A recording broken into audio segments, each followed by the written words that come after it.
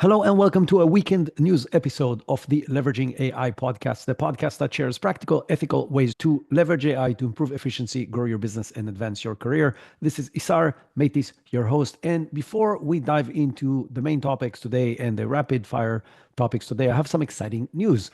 The first piece of the exciting news is that we just hit 250,000 downloads for this podcast this week. This is an insane amount that I never dreamed that I will ever get to. And it's all thanks to you. So I appreciate every single one of you listening to this podcast, sharing it with your friends, sharing it on social media, etc.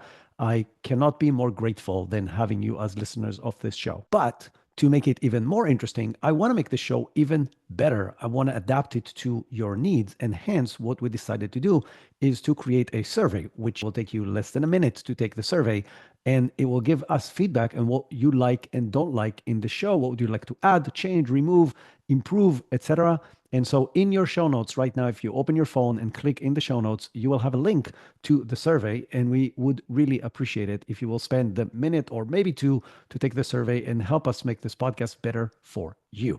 Now to today's episode. There are two main topics that we're going to talk about. The first is the TED appearance of Sam Altman and everything he shared over there. The second is ChatGPT's growing ambitions in the coding world. And then there's going to be a lot of rapid fire items, many of them about OpenAI. They've been on fire this past week with releases and news and things that they're doing. And apparently there's more coming. So we probably could have done 2 news episodes just about OpenAI, but we're going to try to run through that very fast. And there's obviously a lot more updates from other companies as well. So let's go. On April 11th, a week before this podcast goes live, Sam Altman has been a guest on TED, interviewed by head of TED, Chris Anderson, on the main stage. And it was a very interesting conversation that revealed a lot on how Sam thinks about himself, about the future with AI, and so on. I don't think I've heard any major new things about it, but there's a few topics that I really want to cover and dive into that are very, very interesting. Chris pushed Sam on several different topics, and Sam wasn't happy about it, but yet he was trying to give answers, at least in some cases, and I will get into that in a minute as well. So he pushed him as an example on the topic of what's happening to creatives. Is it okay or not okay to quote unquote steal their work and use it for other purposes? And what would be the model to compensate people for their creativity? And Sam basically said that it would be really nice to figure out a new model to compensate creatives, but he couldn't suggest even a single idea how exactly that would happen. He just thinks it's not necessarily a bad idea. And that will be the theme of the rest of the conversation. He was pushed very hard about future safety of AI models, and even responded to Chris and saying, hey, you're not really a pro AI guy, right? And Chris actually said, no, I actually use AI every single day. I think what you're doing is remarkable, but I'm terrified. And again, Sam provided many generic answers to these questions, saying, oh, it's going to be okay. We believe that, like in previous revolutions, everything is going to be fine. People find what to do. The human race figures it out. There was no concrete, here's our plan, or here's what we're trying to do, or here's our collaboration with groups 1, 2, 3 in order to achieve these things that he believes or wishes or assumes that are going to be well. They also talked about their push towards new open source participation. We talked about this in several different past episodes recently, but they are planning to release and now I'm quoting, very powerful open source model.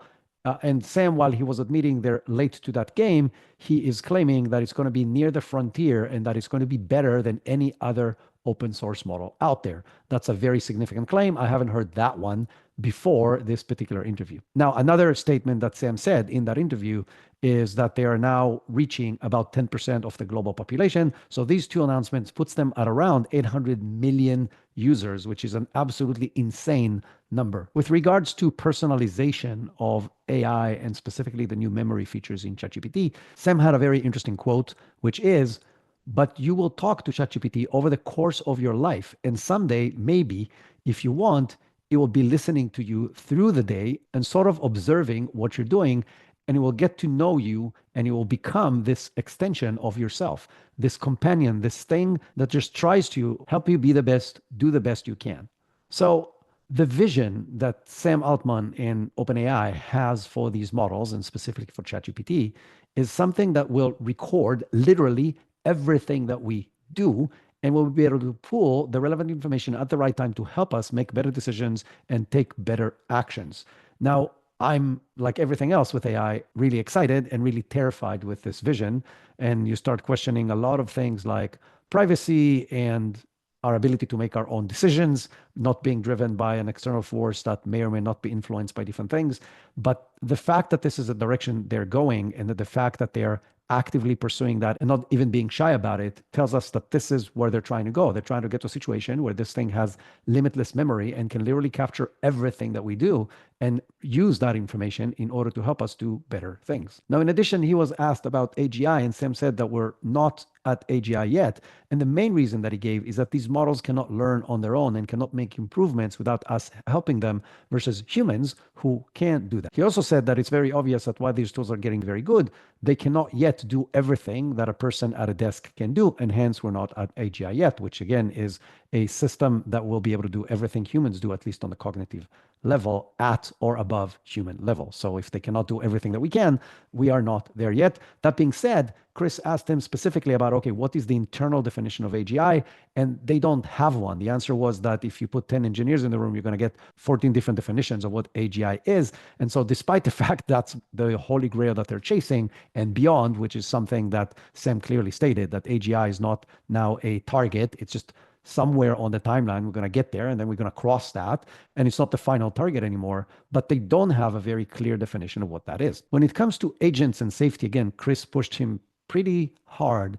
And Sam came back and basically said that he understands that safety is a concern, but he also understands that without safety, they don't have agents.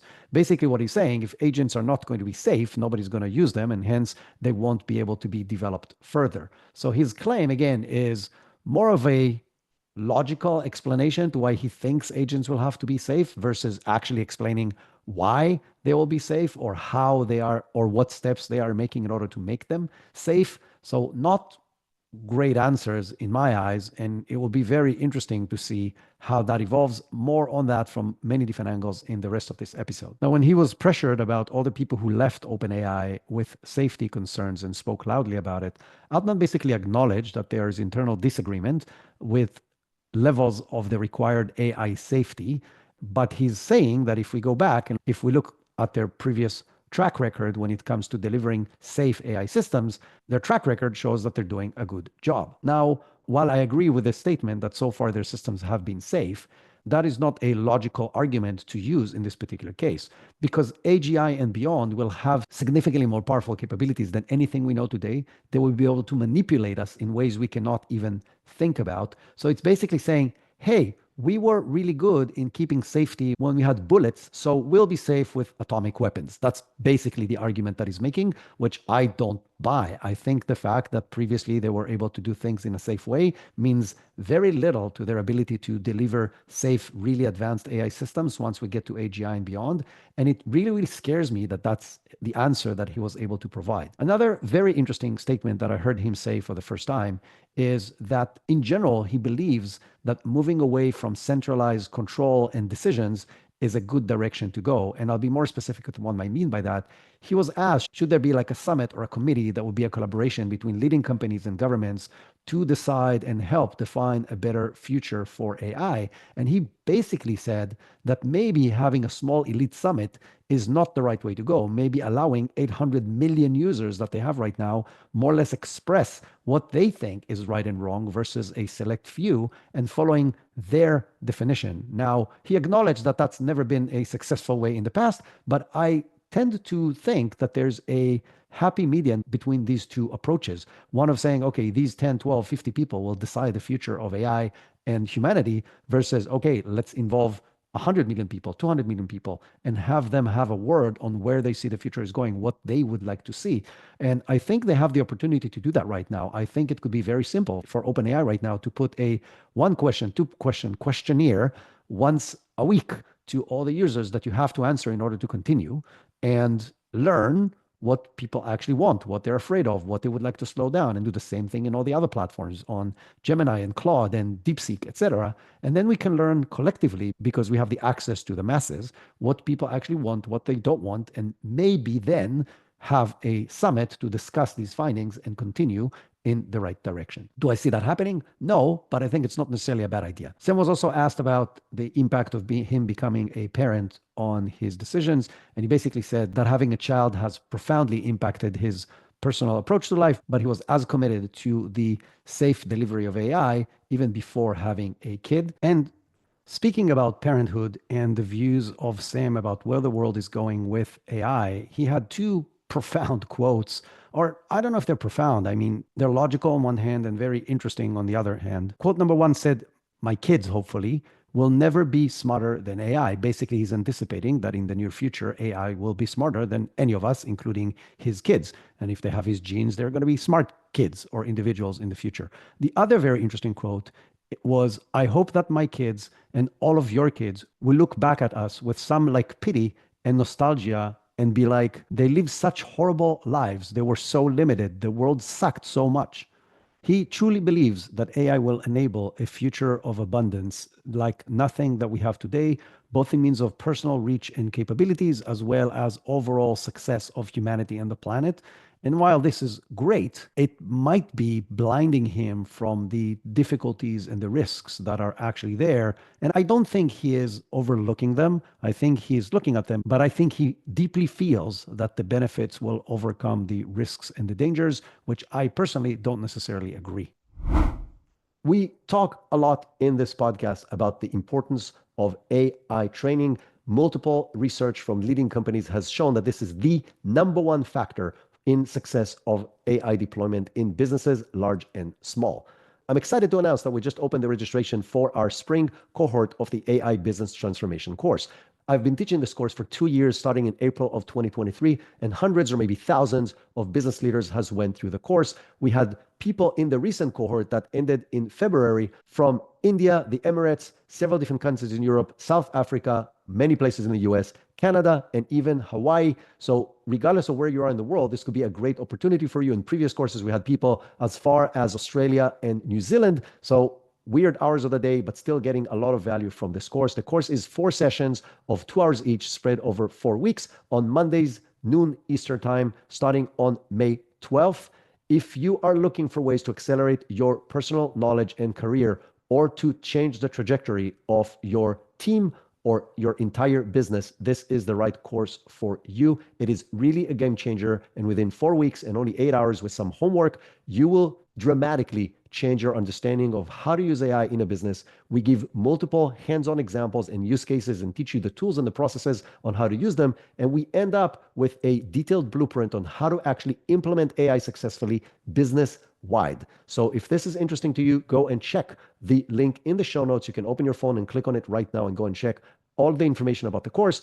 And because you are a listener of this podcast, you can get $100 off of the price of the course with promo code LeveragingAI100. I would love to see you joining our course in May. And now back to the episode. And now to our second topic, which is OpenAI extreme push towards leadership in the code development with AI. So we spoke many times on this show about the trend of vibe coding, of basically using natural language, in this particular case, English, to create code across multiple platforms. This phrase that been coined by Andrej Karpathy, who's a former OpenAI engineer, but it caught like wildfire in the world. And the trend of writing code with just simple English is growing aggressively, both in the developers communities as well as people like me who have never written code ever before and can now create applications. More on that in a future episode in the next couple of weeks about an application or applications that I'm developing, and you will get to experience in the next few weeks. I'll give you a little hint. It will allow you to find any information you want from any past episode of this podcast and get answers about anything that happened in the news or specific workflows or specific technologies or tools, anything that was mentioned in the podcast. Get a answer, but also get a link to listen to that particular segment in a specific episode. It's already in testing and I've developed it myself using English only. And like I said, I will have a whole separate episode about that, but OpenAI has been pushing very, very hard in that direction. And in this past week, they made 2 huge steps to world dominance in that aspect. One is they've introduced four different models, two in the GPT 4.1 family, so GPT 4.1, GPT 4.1 mini, and GPT 4.1 nano, as well as O3, the full model. So far, we only had access to O3 mini. The GPT 4.1 model family is geared specifically for developers. It's available through the API, allowing developers to use them and integrate them in everything that they want.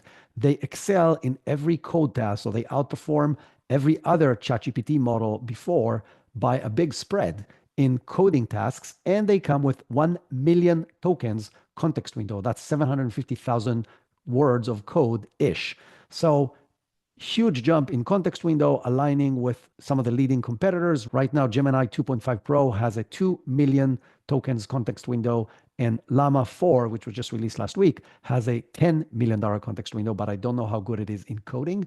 And so definitely a huge jump forward. Now, the other very interesting thing about these models is that they can manipulate images in their reasoning process, meaning when you want to create code or do anything else in that matter, you can upload images, including diagrams, charts, etc., notes that you've taken on a piece of paper, on the back of a napkin, flow charts, things like that. And the AI knows as part of its reasoning process to zoom in, zoom out, crop, look at specific segments in order to understand better the tasks ahead. Think about how powerful this is to developers when you can upload your Kanban board as is, or a flow chart that you've created in order to describe the user interface or the user flow and stuff like that. And your system actually understands that and can write code accordingly and break things in the right components based on that. So extremely powerful capability that is now available in GPT 4.1. Now, if you remember, a few weeks ago, we shared with you the huge growth in Claude's income, and they have grown dramatically in this past year. That allows them to raise a lot more money right now. And the majority of their growth was coming from API connections to the main code writing tools, because most of the developers in the world right now prefer Claude Sonnet 3.5 and 3.7 over any other tool. So most of these code writing tools allow you to pick which large language models runs in the background, and Claude Sonnet 3.7 and 3.5 were the leading models which were driving a huge income to Claude, which is one of the reasons why OpenAI wants to be more aggressive in that game, and hence the introduction of these new models. If you remember, they said they're not going to release more models until we get to GPT-5. And now, instead of having GPT-5, we have GPT-03 and GPT 4.1 in 3 different variations. So that doesn't count, as we're not going to release any other models. But again, these are geared specifically for developers. To show you how that competition is driving them to do stuff that we may or may not agree with, this is the first time that they've released a model without a safety card. So these system cards that OpenAI has released every time they released a model are there to provide transparency, to basically tell us what measures they took from a safety perspective, from a testing perspective, to verify that these models are okay and they have very little risk, if any. And yet, the 4.1 family of models were released without a safety report. Now, when OpenAI was approached about this, they basically said, well, this is not a frontier model, hence it's not a necessity. Basically saying, don't tell us what to do. We will decide when to do safety checks for models and when not. Again, I'm not sure I agree with that, but it's very, very obvious that the fierce competition in this field is pushing companies to do stuff that is beyond what should be acceptable from a safety and security perspective. And we'll have another point on this later, but I want to continue on the topic OpenAI and its push in the coding world. So there's already a lot of examples, mostly people posting on X, saying how powerful this model is, that it's game-changing, and how it writes significantly faster and significantly cleaner and better code than any other ChatGPT model before, but also better than most other models out there. So definitely a big improvement in code writing for ChatGPT. But that's not the big coding news from OpenAI this week. The big news from OpenAI this week is that there are rumors that they're in advanced talks to acquire Windsurf for $3 billion. So let's go back for a second to the whole topic of vibe coding and the platforms that enable it. These platforms are divided into 2 main categories. One is platforms that enables people who do not write code to create applications and write code. These are the types of tools that I use, like Lovable and Replit and several different others. But there are tools who are built for developers, allowing actual software engineers to write code faster, better, and do it in a more efficient way. The leading one in the world that really took the coding world by storm is Cursor. And apparently, OpenAI were trying to acquire Cursor first. Now, putting things in perspective, Cursor is now assumed to have $200 million in ARR, while Windsurf, the company who will probably get acquired, has 40 million in ARR. So 5x bigger. Now, Bloomberg reports that OpenAI met and had conversation with 20 other AI coding firms before moving in that direction. So they are definitely going to acquire somebody. And it seems like it's going to be Windsurf. Windsurf was founded in 2021. They raised $243 million so far. And like I said, they're one of the most popular coding platforms for actual code writers and code developers. And I think this is a very interesting move by OpenAI to basically have an integration of the AI coding tool and the audience combined with its ability to drive the models behind the scenes. It will not surprise me if that will be followed by other leading AI companies buying other leading coding platforms. It just makes sense because this is now the most advanced, the most widely used application of large language models beyond the large language model themselves. And being able to acquire that allows you to control that part of your destiny versus letting people pick whatever they want to pick. Now, this may or may not go smoothly because there's several different reports that the FTC may raise concerns about this, given two different aspects. One is OpenAI's close ties to Microsoft, who controls their side of the development world. OpenAI's themselves previous investment in Cursor through their startup funds. So the output is that if they acquire Windsurf, they will have their hands in the three top AI coding platforms in the world today, which may or may not be acceptable by FTC regulations. Now, in addition to these new models and the acquisition, OpenAI just released Codex CLI, which is a lightweight open source coding agents that runs directly in terminal environments. It works obviously in conjunction with O3 and O4 Mini, and it's another step in the direction of agentic software engineer that can not just create the code, but can also deploy the code directly into the projects as required. Now, because it's based right now on the O4 solutions and the O3, the tool supports the multimodal inputs that we just discussed earlier, allowing users to provide screenshots and sketches alongside with text in order to enhance the understanding of what you're trying to develop with the code. Now, users can control the level of autonomy in this tool from approval mode, meaning just show me what you're trying to do, let me approve it, all the way to full auto approval modes where it was just going to deploy the code that it creates as it feels necessary. Now, from a security perspective, Codex CLI maintains privacy by running everything locally on your machine rather than calling to remote services for every prompt that you write. And to encourage the adoption of this system, OpenAI set aside $1 million in API tokens to eligible software development projects in blocks of 25,000 each. So they're going to put money into companies who are going to use these capabilities in order to drive adoption. Again, showing you how all in they are on this topic. So in quick summary, OpenAI is all in on the coding world, both in means of developing models specifically for coders, as well as spending a lot of money on acquisition to get a significant lead in that aspect of AI usage. They definitely have the money. They just raised $40 billion, so $3 billion is a small change for them, but it will be very interesting to see how that evolves from here, both in means of their integration with Windsurf, if this actually happens, and obviously what are going to be the implications for the rest of the industry. And now to rapid fire items. This past Monday, OpenAI announced that they're going to phase out GPT 4.5 and replacing it in their APIs with GPT 4.1. And that is not surprising at all. If you've listened to this podcast for a while, then you know when they came out with GPT 4.5, I said it made absolutely no sense that they released that model. It wasn't necessarily significantly better than 4.0, and it was significantly more expensive for them to run. And on the coding side, it definitely wasn't doing any better than the previous models. And so now that they know a lot of the API side of things is going towards coding, and that 4.5 cost them a fortune, and 4.1 actually delivers better results, they are going to phase out 4.5 from that aspect. To put things in perspective, when I'm saying it's significantly cheaper, it's a better deal for you as well. So GPT 4.1 is going to cost $2 per million tokens of input. The same thing will cost you $75 instead of $2 if you use GPT 4.5. And on the output tokens, it's $8 for million tokens on GPT 4.1 and $150 on GPT 4.5. And that is while OpenAI said that at the pricing of 4.5 that they put out, they're still losing money. So they built a model that was extremely inefficient. And I assume they distilled that model in order to create 4.1 or maybe use other tools, but they're going to phase out 4.5 and just keep 4.1 on the API. A cool feature that was added to ChatGPT this week is because of all the craze with the images, they added a image library. So on the left menu, just below Explore GPTs, there's now a library segment that shows you how many images that you've created with ChatGPT since the launch of the image generation. And you can click on that and see all your images in a gallery. I find this very useful and very cool.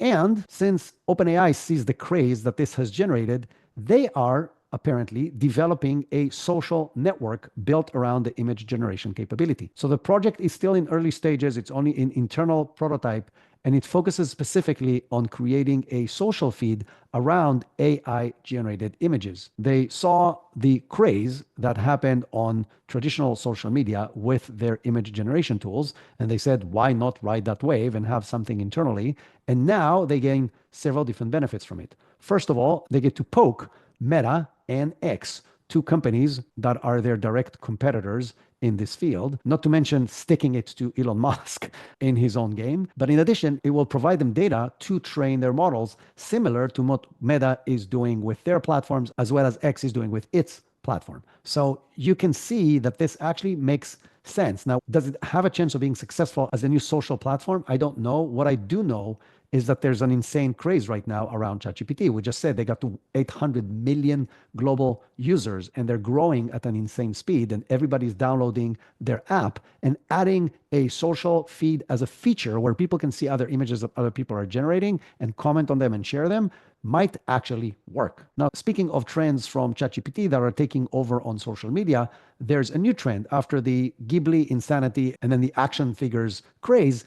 Now people are doing reverse location search on images. So many people have shared taking images from multiple sources, uploading to ChatGPT, specifically O3, and asking it where the picture was taken. And it's showing really good results at understanding from small nuances and things in the image where the picture was taken based on landmarks or different hints that it finds in the images.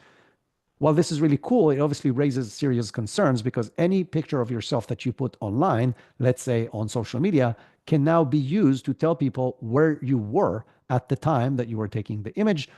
It's also showing you how powerful these tools are right now to understand nuances and little hints from images to get a much better understanding of more things than we probably know. Those of you who have seen the very first demo of Gemini, where the Google female employee was demoing Gemini live, and she was wearing the glasses, and she looked outside the window, and all you could see is rooftops of other buildings around. And she asked Gemini where it thinks she is, and it told her that she's probably at King's Cross in London, which is where she was. So these tools exist, this capability exists. It's not exposed in a formal way, but it's there and you can use it. And it will be very interesting to see, now that people know that, what they develop from an API perspective, what other applications can be developed to benefit from that capability. If you think about the negative stuff, there's a lot of negative stuff, but if you think about the positive stuff, allowing you to ask where you are in order to get better navigations if you don't know where you are, or how to find the one thing that you're looking for in a street where you don't have the exact address, or stuff like that, just by seeing what you're seeing, that's the direction where it is going. And on the last two items from OpenAI, I want to touch on the hallucinations and mistake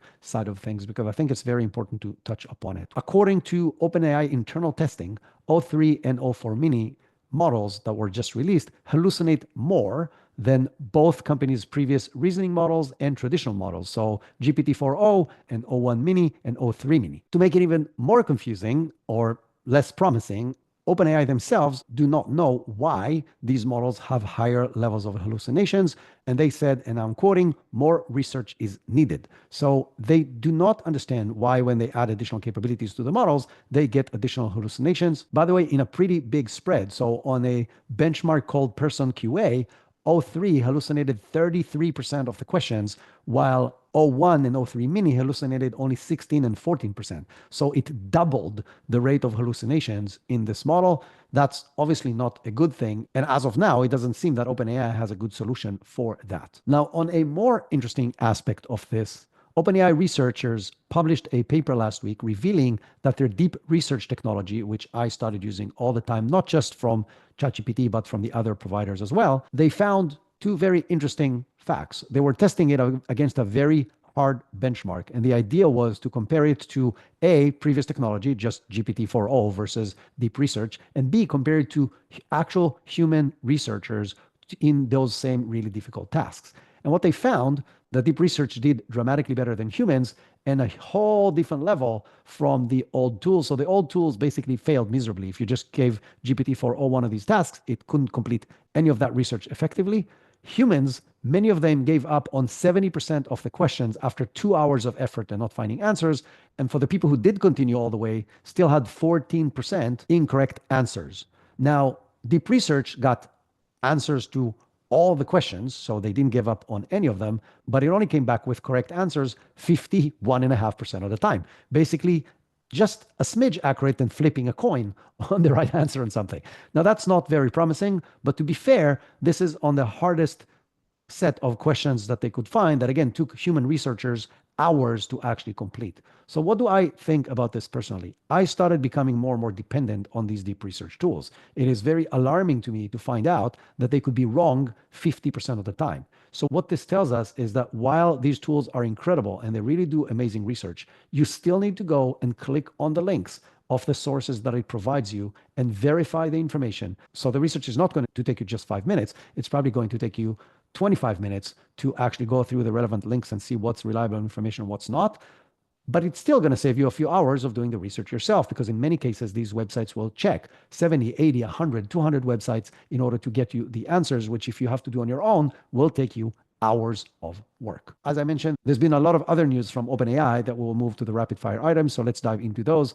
First of all, according to app figures, ChatGPT's app surged to 46 million downloads in March 2025, a 28% jump from February, and making it the #1 globally downloaded app in the world, overtaking Instagram and TikTok. Now, the interesting thing is what drove that madness is obviously their new image generation tool and all the Ghibli style images, and then the action figures madness that happened shortly after that, which is ridiculous to me because there are so much better real value actual use cases that you can use ChatGPT for in your personal life and in business that gives you way more reasons to download the app and use it regularly than creating anime style images. But I guess it doesn't really matter because that drove this complete craze of downloads of the ChatGPT app. And it is amazing to see their brand dominance, where basically ChatGPT became synonym with AI. It's just like Google became Google in search in the 2000s, almost the same exact way. People just know ChatGPT. Most of the people in the world are not like me or you, the listeners of this podcast, that know multiple chat platforms and use them in different use cases. Most people just know ChatGPT, and that's the only thing they're using. And it's an incredible brand power that OpenAI has right now over anyone else. An interesting piece of news that is actually a good news from my perspective when it comes to using OpenAI's APIs. OpenAI is planning to implement a new verified organization process for you to get access to their most advanced models. So this is not going to impact the models that exist right now, but it will be required for future models. And that means that any organization who wants access to these future APIs will require an approved government-issued ID from one of the countries that is supported in the OpenAI's API. And without that ID, you won't be able to get access to these tools. I think this is a great step in the right direction. I don't know if it'll solve all the problems because there's many bad people and bad players within countries with actual legit IDs, but at least it reduces the risk of the wrong people and the wrong groups using these really powerful APIs for the wrong things. Now, this might also be as a response to what happened or presumably happened with DeepSeek when they were more or less scraping, or if you want the professional word, distilling their models by basically running it against their API. That was probably blocked in other ways before, but having an approved government ID as a prerequisite to getting access to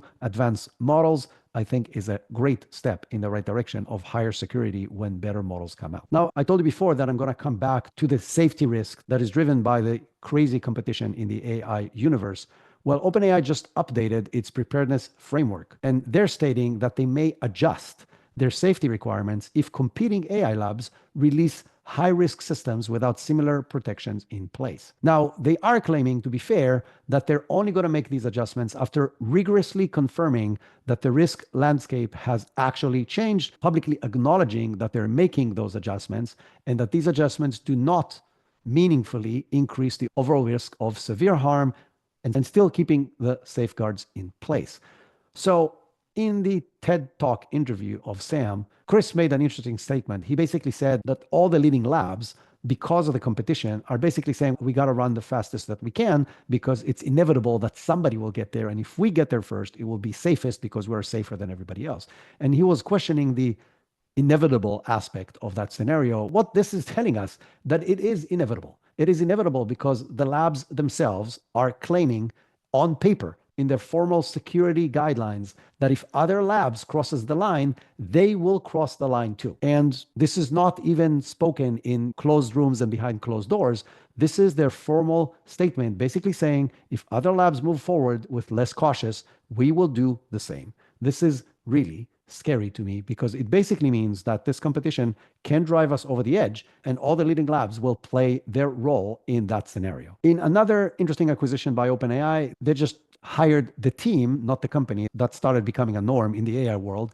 They acquired the team of Context.ai. Context.ai is a startup that was founded in 2023 by two former Google employees. And what their tool allows to do is to look into the actual doing of AI language models, understand them better, and use that to develop better and safer AI solutions. So OpenAI just acquired the team and obviously all their knowledge. The company is going to dissolve its previous operations. And Scott Green, one of the founders, is now product manager at OpenAI building evals. Those of you who don't know what evals are the ability to evaluate what the AI is doing, and evals are a requirement to building high-performing AI applications, but they're very hard to get right now because it's quote unquote a black box. And what their tool allows to do is to look into that black box and have a better understanding of what it is, to evaluate how the AI is working, to develop better and better AI systems faster. Like I said, this could have been a whole episode about just OpenAI and ChatGPT, but there's a few interesting news from other companies. The biggest one comes from Microsoft, and they just unveiled three really interesting things. The first one is really promising for the future, and they have released a 1-bit, really small model that can run effectively on a CPU. So it's a very powerful, really large model that actually provides leveled results with Llama 3.2 and Google's Gamma 3 and Alibaba's Qwen 2.5. So not the latest and greatest, but just the level before that on a very, very small footprint that can run locally on smaller computer with significantly less memory. Why do I think this is promising? I think this is promising because the world's compute and resources are now all being drained in order to support future AI models. And if we will find ways to scale models not with that level of compute, I think the planet will thank us. Now, on the more practical things that you can start using right now, Microsoft released two big releases this past week. One of it is AI agents that can control your computer. So the concept of computer use, the same as we got from Claude a while back and from OpenAI a few months ago, you can now use Copilot Studio to build these agents that will take over everything on your computer. So anything in your browser, as well as applications, basically it looks at the user interface and can perform anything that humans can perform on the screen. Now, I'll say two things about these kind of agents and computer use solutions.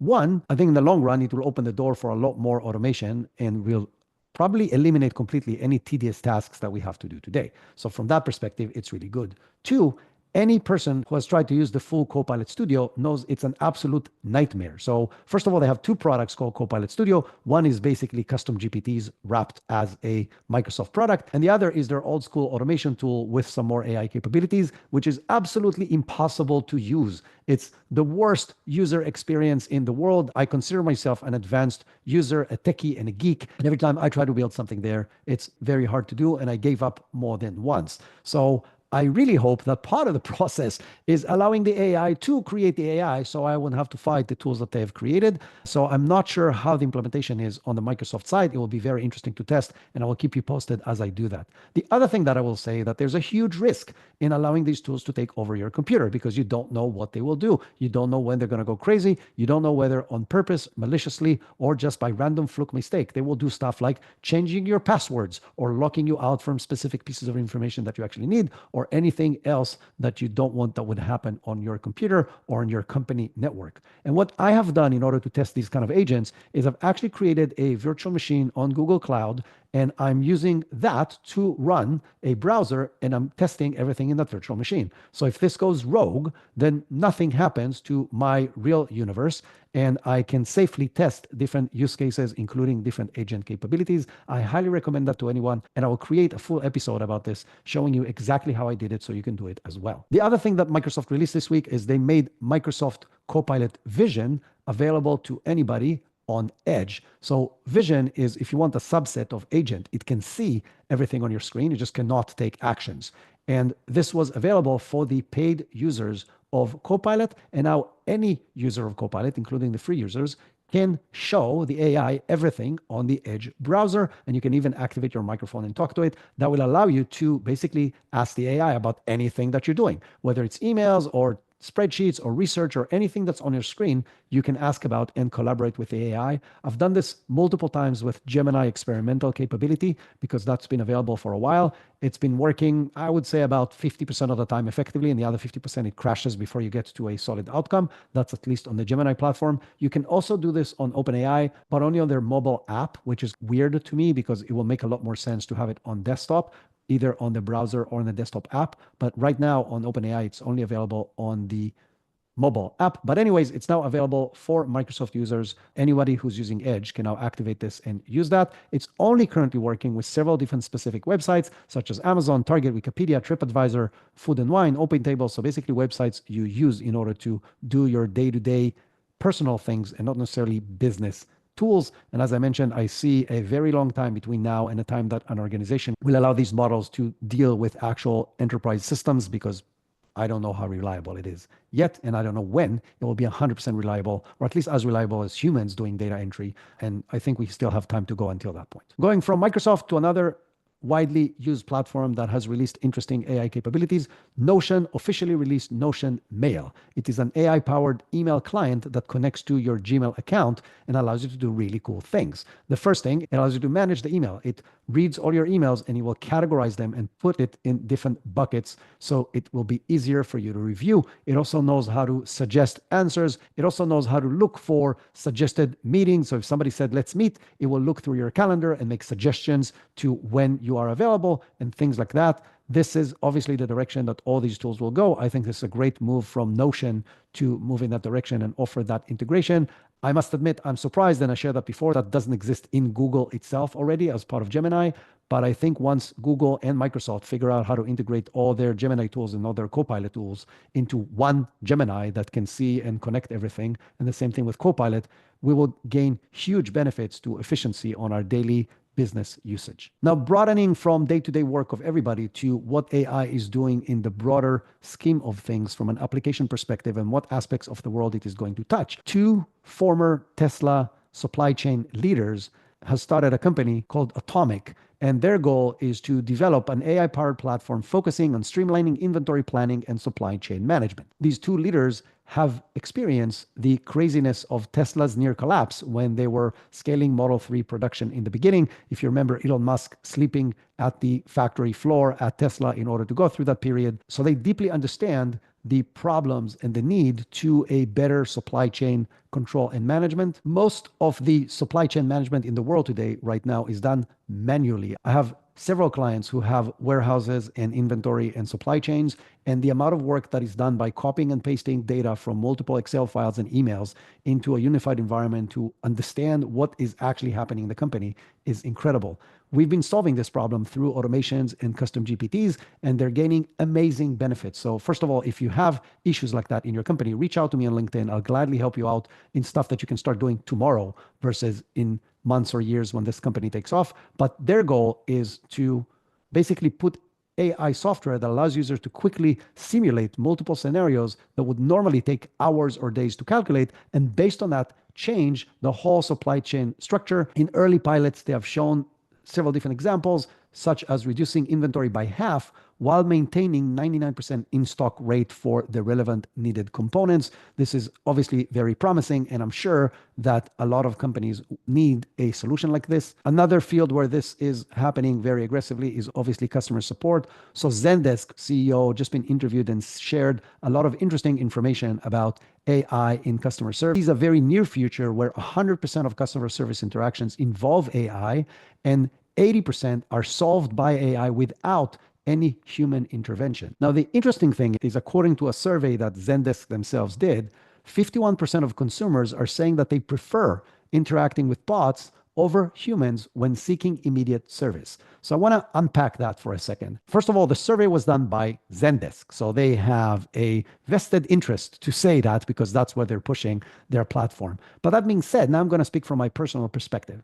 Every time I have to deal with any of the big companies, such as AT&T or any medical group or insurance or airlines, it drives me crazy the amount of calls, communications, people I have to talk to in order to solve problems that seemingly shouldn't be that complicated. I just spent last week 2 hours on the phone trying to get my tickets from StubHub. That is insane. That shouldn't happen. And I agree that if these tools are done correctly and they're connected to the right systems and they can find the right information and take the right action quickly and effectively, I would rather talk to that than the traditional customer service agent any day, any time, and only escalate to a human when it cannot solve my problem, which happens anyway in more than 50% of the case. An actual example that I found is that the city of Buenos Aires is developing AI chatbot to manage over 2 million queries per month without human intervention, and that has reduced their burden on their actual staff by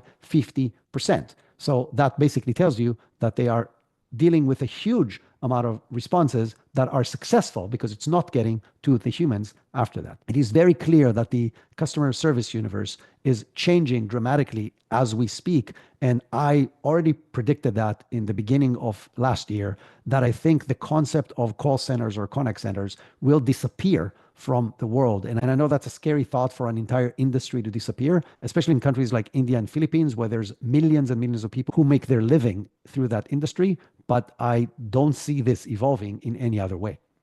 Another interesting data point about AI implementation in enterprises comes from Johnson & Johnson. They just released the findings of an internal research that they've done, and they found that 10 to 15% of artificial intelligence use cases delivered 80% of the value. That's in the story that was shared on the Wall Street Journal this week. That's not too surprising to me, but I think it's not the right way to measure it, and I'll explain. The reason it's not too surprising to me is the 80-20 rule always works, or in this particular case, the 85% rule. But it always is true that whatever are the big projects are going to deliver the most amount of value. That doesn't mean that the other 80% of projects do not provide value or do not provide positive ROI. So I can tell you that many of the things that I'm doing with a lot of my clients, or that people that take my courses do in their companies, are small day-to-day initiatives that are going to change the efficiency by small percentage, but free a lot of time for specific individuals to focus on bigger things. None of these things will be visible as a significant one line item on the bottom line of a large scale company, right? So if you want to move the needle for Johnson & Johnson, the benefit needs to be in the billions. If you just created an initiative, a small custom GPT that removes the need to do a task once a day for an hour, that is worth $1 million to the bottom line. But it's not going to move the needle for Johnson & Johnson, so they're going to say that didn't qualify to move the needle for the organization. But if you do 20, 30, 50, 100 of these in an organization, well, that adds up very quickly to a significant amount. So while I agree with that the 80-20 rule works, I think every use case needs to be tested as its own ROI use case. And if there is a positive ROI, continue doing it, even if it's not a huge addition to the bottom line. And I think there's an important way here to differentiate between company initiatives that require a huge amount of resources, and over there you do want to focus on the ones that will produce the most amount of value, versus education and training to your employees on how they can apply AI tools on their day-to-day stuff to gain these small benefits, and then just encourage anybody who can get a positive ROI out of that process. Staying on the topics of industry and new tools, Lightsource Labs has emerged from stealth mode. They just raised $33 million in seed and Series A, and the company addresses a critical industry gap on this side of procurement. So again, we're still staying in that universe of supply chain and so on. And they're stating exactly what I told you before, that 70% of procurement teams still rely on manual processes using no software tools, and sourcing using no software tools, and instead managing billions, if you look at aggregately in the world, through email spreadsheets and randomly formatted document, exactly as I mentioned earlier. And they want to transform that aspect of the business. So a different company, slightly different flavor, but I'm sharing with you all of these to start understanding where the world is going. AI is going to be in everything that we do, and we'll be able to dramatically improve everything that we know in every aspect of the business. And as a business owner, a business leader, all you have to do is think about what are your biggest pain points, what would you like to solve, and start looking for these kind of solutions because they exist. And if they don't exist, they will exist in the next few years. Staying on the topic of new interesting developments in the enterprise space, Adobe just took a strategic investment in Synthesia. So those of you who don't know Synthesia, they're a British startup that allows you to create and use AI avatars. This comes at the same time that Synthesia announced 100 million in ARR, which is positioning them as a leader in this field. The two leading companies in the AI avatar universe are Synthesia and HeyGen. Both of them have very advanced capabilities, but the investment from Adobe makes it very interesting because this now brings potentially in the future these kind of capabilities into the Adobe universe,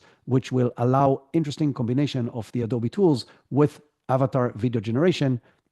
And if to quote Synthesia's CEO, he said that their vision is aligned with Adobe to democratize high-quality content creation and making enterprise communication faster and more effective.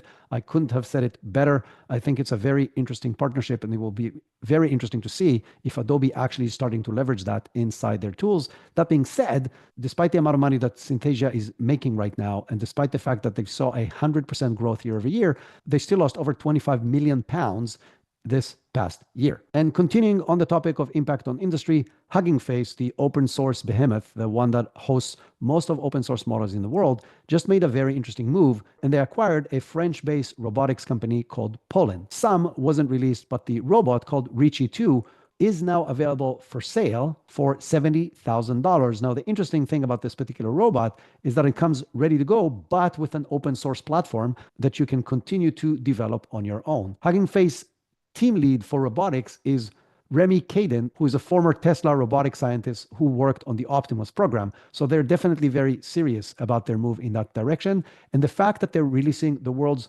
first advanced open source model makes it very, very interesting and showing you how many huge advancements are happening and are going to happen in the robotics space. I think it will be very interesting to see what companies do with that infrastructure and architecture that is now open space. And it's a very interesting move by Hugging Face, putting them in the hardware field as well and in the very competitive and highly lucrative robotics universe. There are a lot more robotics updates, and if you want to find out about them, you can read about all of them in our newsletter, which you can sign up for in the link in the show notes. All you have to do is open your phone right now, click on the links, and you can sign up for our newsletter. And over there are a lot more news that we cannot share on the show. But our next topic, after talking about enterprise and what's happening in that field, I want to share with you something interesting from Grok. So Grok just shared Grok Studio.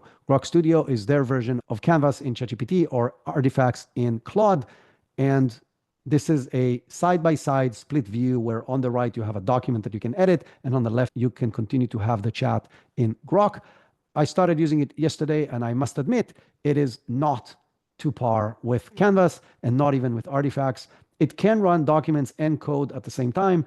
It has one cool benefit that it has more of a document style editing capabilities where you can change things to bold or italic and different headings straight there in the user interface, but it's lacking a lot of other aspects that Canvas is so helpful at. With the main thing from my perspective is the ability to highlight a specific segment of the text and getting the AI to work just on that segment. To me, that's the most magical aspect of Canvas.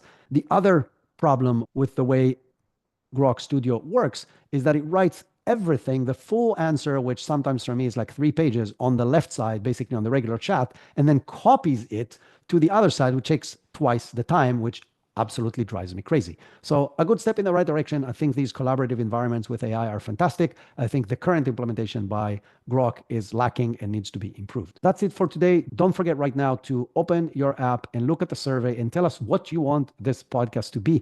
I want to listen to what you have to say and make adaptations to this podcast to serve you better. But for that, please fill out the survey. Also, don't forget, there's an AI business transformation course starting on May 12th. So if you need better structured training on how to implement AI to drive your career, to improve your team, to improve your business, your company, it's an incredible opportunity. We teach these courses all the time, but usually for closed groups, and only once a quarter we open them to the public. So the next one after May will probably be in September. So don't think twice and come and join us. Again, the link for that is in the show notes as well. On Tuesday, we'll be back with a fascinating episode that will show you 15 different use cases on how to use the new AI image generation capabilities. 14 out of them are business oriented and not for fun. So it will teach you a lot of valuable stuff. And for now, have an awesome rest of your weekend.